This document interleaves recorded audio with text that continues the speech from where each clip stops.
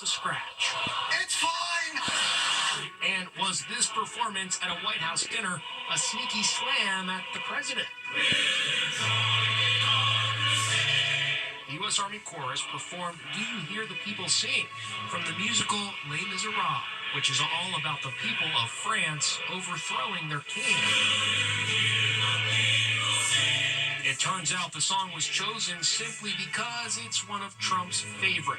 No hidden message, just a rousing tune. The gold in Fort Knox is present and accounted for. That is the word from the U.S. Treasury Secretary.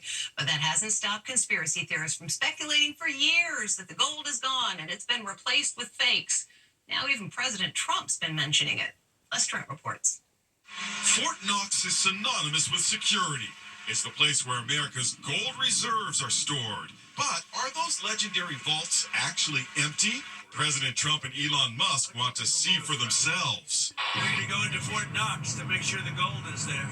Don't be totally surprised. We opened the door and we'll say, there's nothing here. They stole this too. We're actually going to Fort Knox to see if the gold is there. Because maybe somebody stole the gold. Tons of gold. Conspiracy theories that America's gold reserves at Fort Knox have been stolen go back decades. The classic James Bond movie Goldfinger featured a raid on Fort Knox using a high-powered laser. Ultimately foiled by 007. Doug Simmons is one of the few people on Earth who have seen the gold. He worked at Fort Knox for 11 years. His job? Moving the gold from vault to vault during audits. If someone was to go in there and remove all that ore, it would take a massive operation with a lot of vehicles, and someone would have noticed it. In 2017, Kentucky Senator and Majority Leader Mitch McConnell was shown the vault. There's the gold behind him. He even signed his name on the wall. Okay, but is the gold still there today? The American people can rest assured that their money is safe inside that building. The last president to visit Fort Knox's gold reserves was Franklin Delano Roosevelt back in 1943. She's the and streaming on Paramount Plus. If you eat out much, you may have noticed a lot more places are serving breakfast. It is a cheaper meal than lunch or dinner, but the increase in breakfast business may also be contributing to that increase in egg prices. Breakfast is booming. Despite the rising cost of eggs, restaurants that focus on serving breakfast are on the rise in America. Last year alone, more than 6,000 breakfast restaurants opened.